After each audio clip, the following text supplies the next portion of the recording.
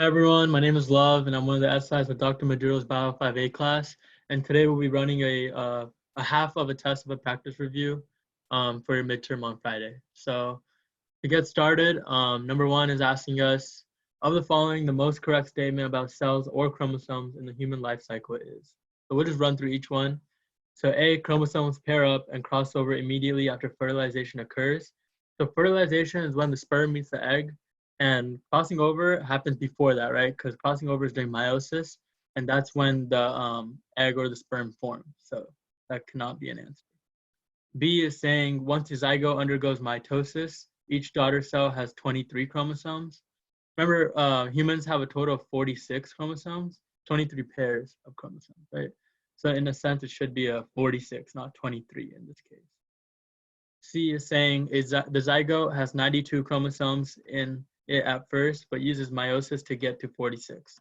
That's not true. The zygote has 46, right? So 23 come from the sperm, 23 come from the egg, which make the zygote a 46 chromosome fertilized object.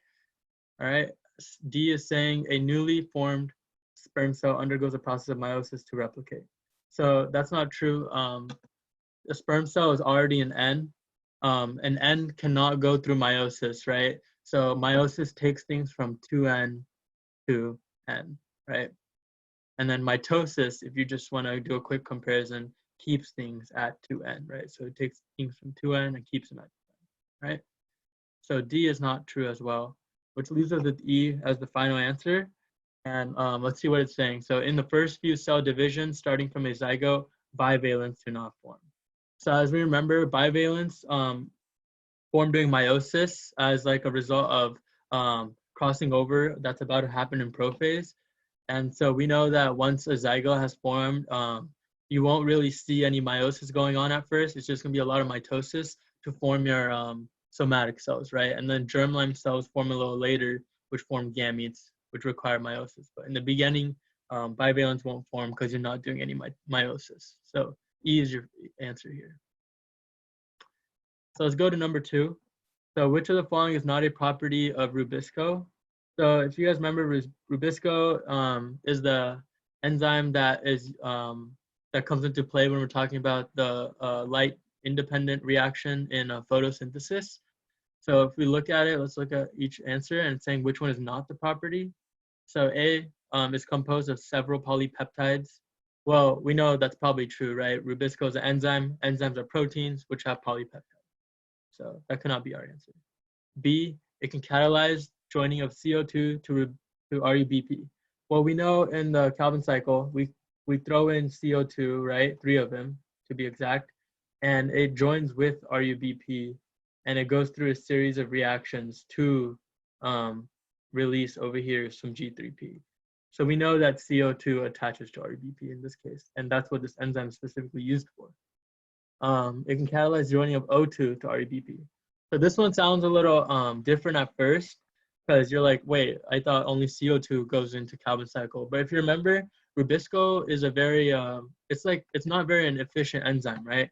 Because it cannot really recognize the difference between CO2 or O2 very well. So sometimes it'll catalyze the joining of O2 to RUBP, and it would take like a longer process to return it to a G3P. So Rubisco is not a perfect enzyme, and sometimes it does use O2 instead of CO2. So that is something you guys learned in class, and that's what makes it slow. So if Rubisco is really fast, it would make a lot of mistakes, right? It would catalyze a lot of O2, right? But if it was very slow, then it's going to be able to recognize, hey, this is CO2, and that's what I need. So a lot less chances of error if it goes slow. Okay, so that's why C is not the right answer, and that's why D is not the right answer either, right? So or D is the right answer because it's not true, because it says it catalyzes a very rapid fixation. We know that it's very slow, and it's slow because it's trying to avoid this mistake of grabbing O2 instead of CO2, all right? And then E is saying it is found in the stroma of the chloroplast.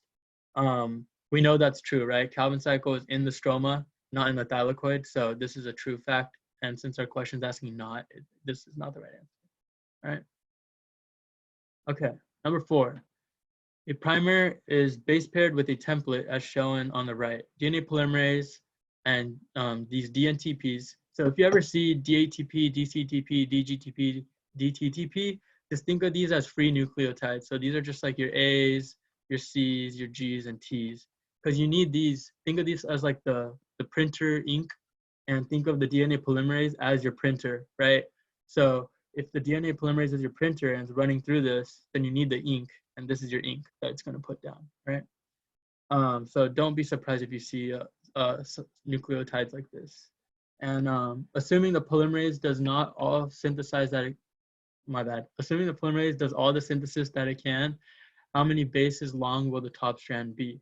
So the number one rule with polymerases is that it needs a 3' OH to extend the primer, right? It cannot add to the 5' end. And so in this case, it can only add this way, because this is where our 3' OH is. So you'll add, over here you'll add another A, over here you add a G, here you add a C, and here you add a T. So how many bases long will the top strand be? Well, we have 1, 2, 3, 4, 5, 6, 7, 8. So that leaves us with our answer as C. All right, so let's jump into number 4. Number 4 is saying something about photosynthesis, right? So it's saying the diagram of chloroplast, which number best matches a location with the process that occurs in photosynthesis. And note that 1 and 5 are membrane. So let's look at what we're dealing with. So number 1 is, these are thylakoids, right? And it's pointing at a membrane, so that's a thylakoid membrane, just to make that clear. And number 5 is the inner membrane of the chloroplast, right? So let's see what we can talk about. And number 3 is a stroma.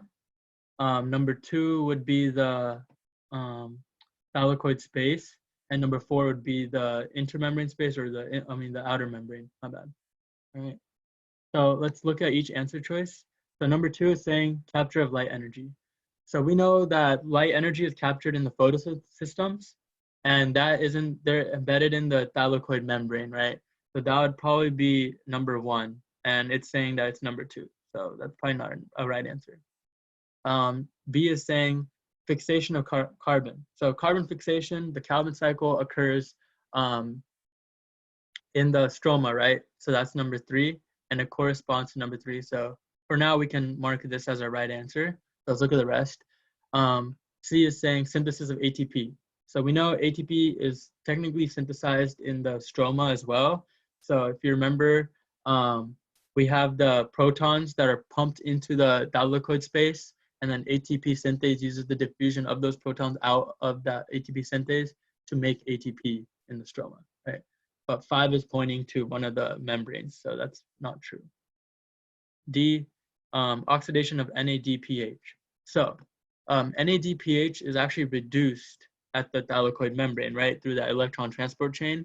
However, if we're talking about oxidation, that refers to like the Calvin cycle, right? The light independent reaction where it uses NADPH. So it would get oxidized in the number 3, so the stroma, not number 1. And number 4, the production of oxygen occurs in number E, answer choice E. But we know that oxygen is actually produced in the thylakoid space. If you remember, light hits photosystem 1, and water is broken down into protons and oxygen. So that's where oxygen is produced in this case. So our answer choice here would be B. All right. Number 5. So this is genetics. So a flower depends on the alleles of a single gene, right? And the big R allele is completely dominant and results in red flowers, while the little r allele is the recessive one, and it gives us white flowers, right? So we can just clarify that real quick over here. Red, little r is white, all right? And this is the dominant. A true breeding red flowered plant. So first of all, true breeding means dominant, dominant. So a true breeding means 2 R's, all right, 2 big R's. And that's a red flower, right? Is crossed with a white flower plant. So a white flower plant, we know R is the recessive, so you need a homozygous recessive to get a white flowered plant. So that's why we have little r, and we're gonna cross these, and we just get a bunch of all 4 being heterozygotes, right? So what's their phenotype? Well, we know that big R was red, and since that's the dominant allele, they all have big R. So all 4 of our resulting progeny would be red. So in this case, what can we say about the F1? My bad. About the F1 generation, that they're all red, and so in this case, our answer choice is B. All right. Just a few key words. Parent generation. If you hear that, you're talking about these right here. So big R, little r, right? If you're talking about F1 generation, then you're talking about the first cross, right? So these 4 are your F1 generation. F2 generation would be crossing these 4, like a combination of any of these 4. So in this case, if you're crossing a heterozygote RR with another heterozygote RR, this resulting progeny in this Punnett square would be your F. All right, just a point of clarification. All right, so let's look at number 6. In the light-dependent reactions of photosynthesis, protons. So light-dependent, we're referring to thylakoids specifically, right? And so let's just get a brief overview of what goes on. So this outside would be the stroma, and the inside would be the thylakoid space, right? And then obviously this red thing is the membrane. So what do we know? Well, we know that there's an electron transport chain that goes on in the membrane, right?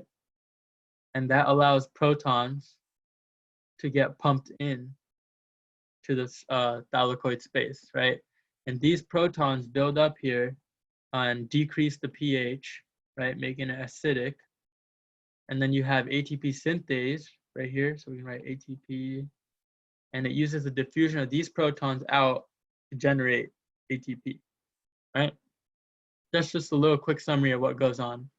So let's look at our answer choices. So protons. So first thing we know that protons are pumped into the stroma and are diffused out of the thylakoid space, all right? So let's look at each choice. A is saying are pumped from the thylakoid space to the stroma by ATP synthase. We can't use the word pumped in this case, right? Because that refers to active transport. ATP synthase uses simple diffusion, right? Facilitated diffusion to let these protons out. So A is not correct in this case. B, diffused from the stroma to the thylakoid space through ATP synthase. So we're actually diffusing from the thylakoid space to the stroma, the other way around, right? So B is not right either. C, diffused through an electron transport chain from the stroma to the thylakoid space. So this sounds pretty correct, right? We're going from the stroma to the thylakoid space and the ETC is involved. But the key word that's giving us an issue is this right here, diffuse. Diffuse automatically creates passive transport.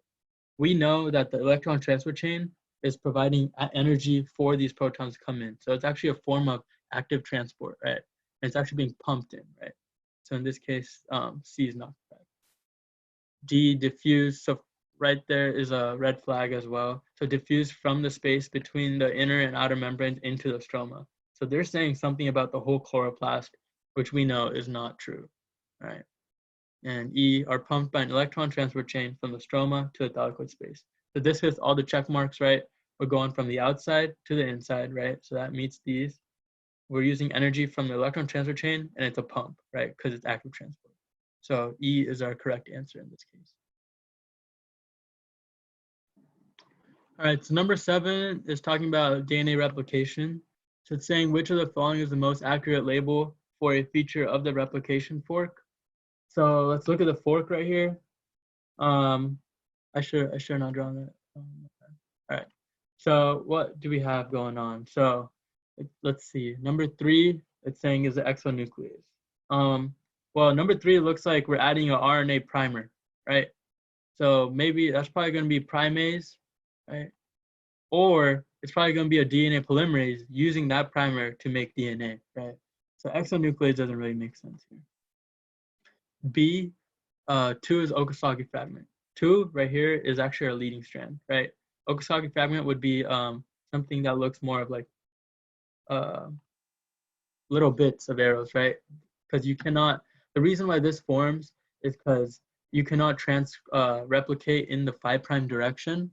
So every time this helicase opens up this strand, it's going to open up more on the bottom but this strand is already going down to the 3' end, right? That's why you got to restart every time, which creates this lag, right? So B is not true. C is saying number 4 is primase. 4 is most likely a polymerase, right? A primase brings an RNA primer, but we know since it's a solid line, it's DNA. So in this case, this is not correct. 5 is the leading strand, it's saying. If anything, it's saying right here, 5 is most likely going to be where the lagging strand occurs. And if we're going to get really specific, this is actually like one of the template strands, right? Technically, but I'm not sure what he's pointing at. But it's not true in any case. So 7 or number E is saying number 1 is helicase. Yeah. So you need something to unwind the fork, right? To open it up while we're trying to replicate. And that's the job of helicase, and that's what number 1 is. So E is correct in this case. All right, so let's look at number 8.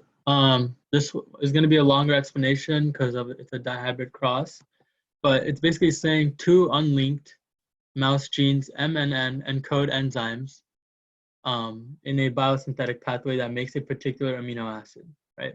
If the function of either of the 2 enzymes or both is missing, the mouse will be small. So right then and there, you know that if you have any sort of recessive gene or allele, so if you get MM or little n, you know that the mouse will be it would be a defect gene and the mouse will be small, right? So we have to avoid these 2 basically is what they're saying, okay? Otherwise, the mouse are normal, right? So the recessive M and N alleles encode non-functioning forms of the 2 enzymes. So basically, if you have this so there's 2 enzymes, you need both of them to work. If one of these are wrong, then the mouse will just be small. So you have 2 phenotypes that are possible: a normal mouse or a small mouse, right? So if the 2 heterozygous mice are crossed together, what is the phenotype ratio observed in the progeny? So the way I like to do these crosses are first write out your combinations that you have. So basically, you kind of just distribute like you do kind of in math, right, to figure out your gametes. So you do big M to big N, right? So that's 1. So let's write that down here. Big M to big N. And then you can do big M to little n. So that's another one. So big M to little n. Or you can do little m to big N. So little m, I'm so bad at writing with my mouse, to big N. Or you can do little m to little n, all right? So those are your 4 gamete possibilities, right? And they're saying they're both this heterozygous combination. So you can basically replicate this on this set as well. So big M, big N, big M, little n, little m, big N, and little m, little n, all right? And basically all you gotta do is multiply each combination out. So I'm gonna go ahead and do that, and then I'll flash the screen so I don't like waste video time. So I'll be back. All right, so I've written out all the combinations that are possible, right? And basically, we're looking for anything that has a recessive M or a homozygous recessive N as well, all right? Either or both, okay? So let's look at what we have. So our first one that we see a homozygous recessive is right here, right? We see another one right here. All right, and we just basically run through the lines and find out every single homozygous recessive, right? Because those are all our defective proteins essentially, right? And the mouse will be small. Okay, we have another one here, another one here, and another one here. And so I think that's all of them, right? And so you can see that we have a total of 1, 2, 3, 4, 5, 6, 7, right? 7 defective mice, basically, right? And we know that we had a total of 16 phenotypic combinations. So we know that the other 9 combinations are going to be normal mice. So our ratio would be 9 to 7, right? So that's what we see here.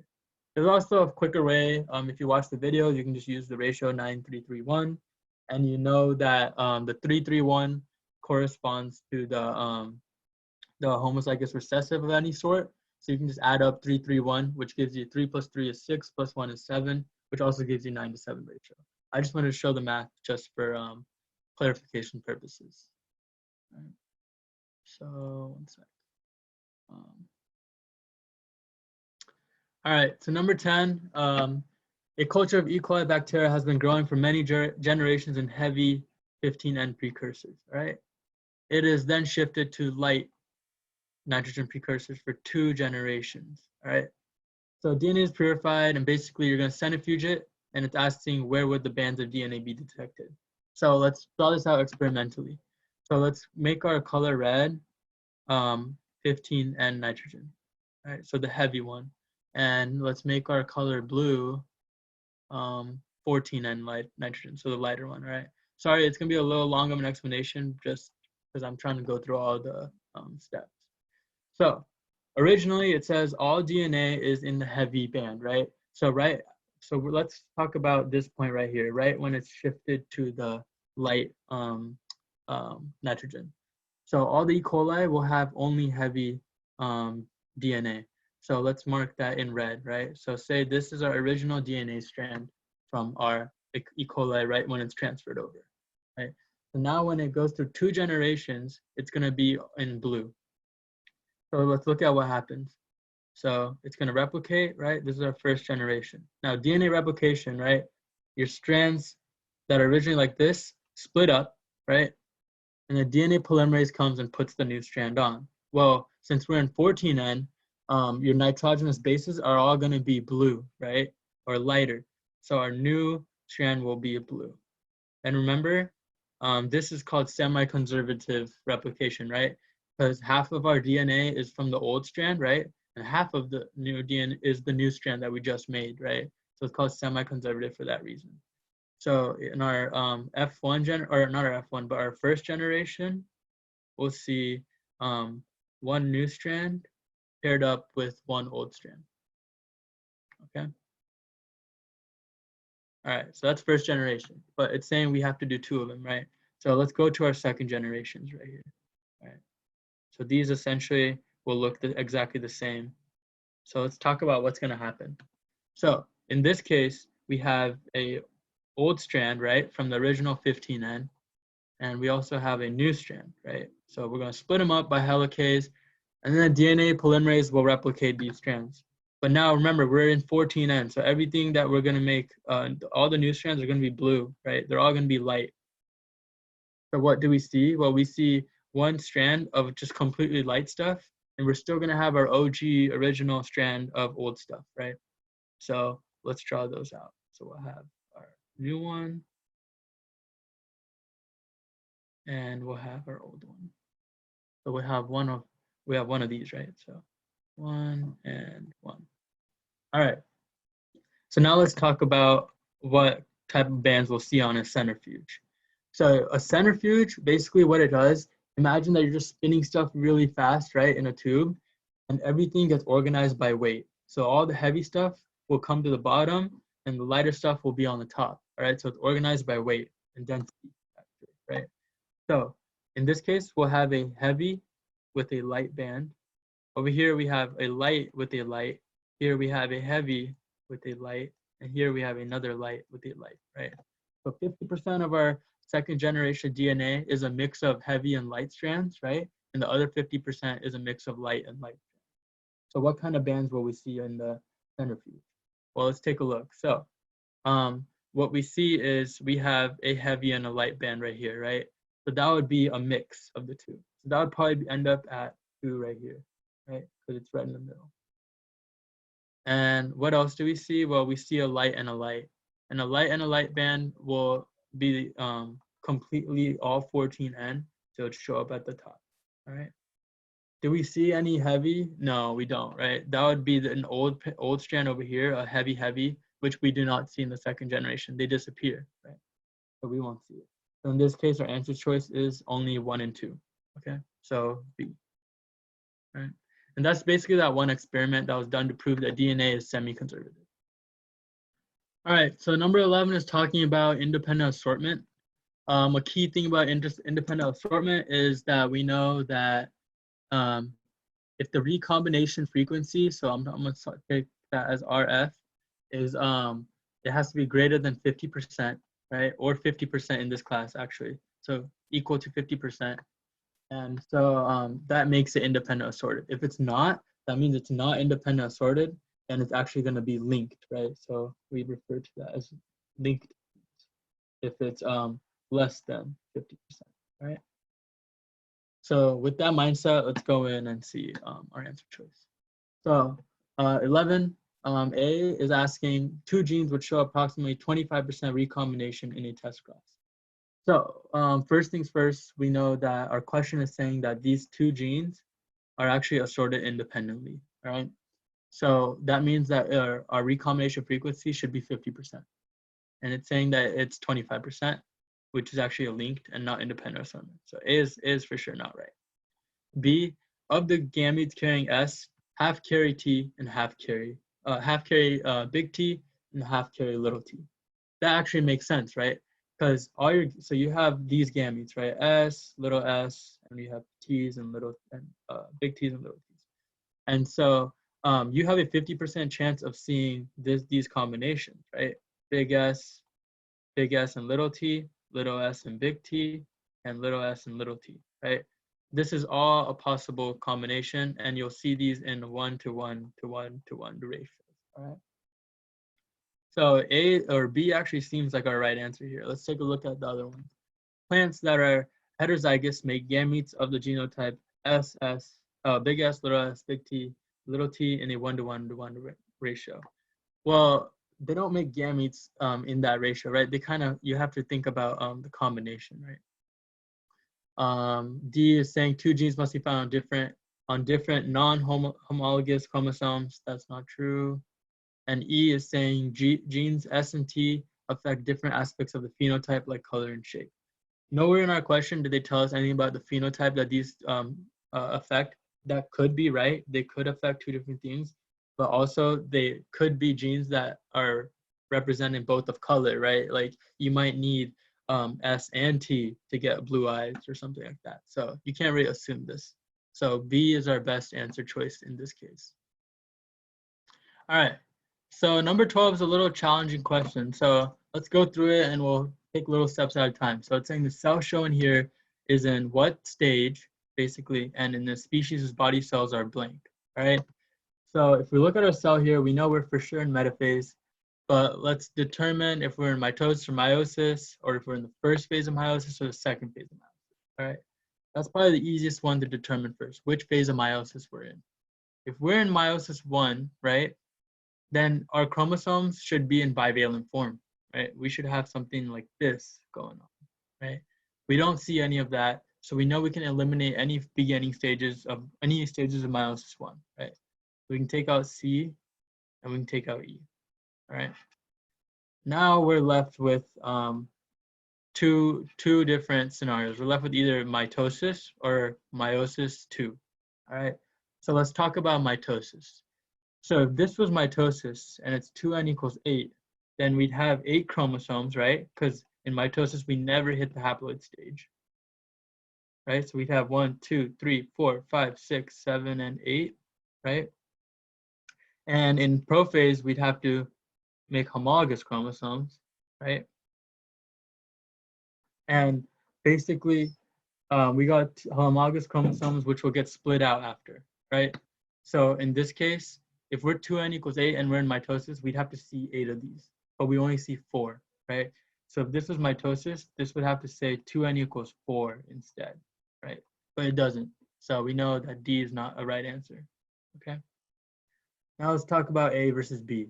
So let's look at our 2n's.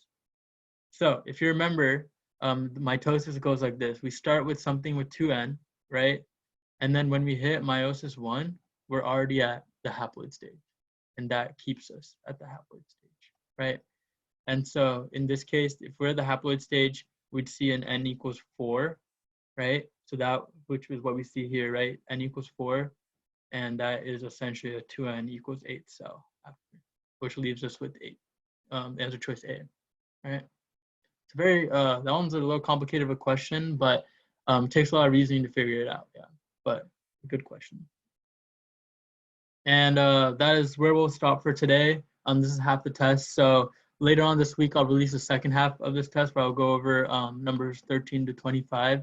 And hopefully this is helping you guys prepare for your midterm, and good luck. All right.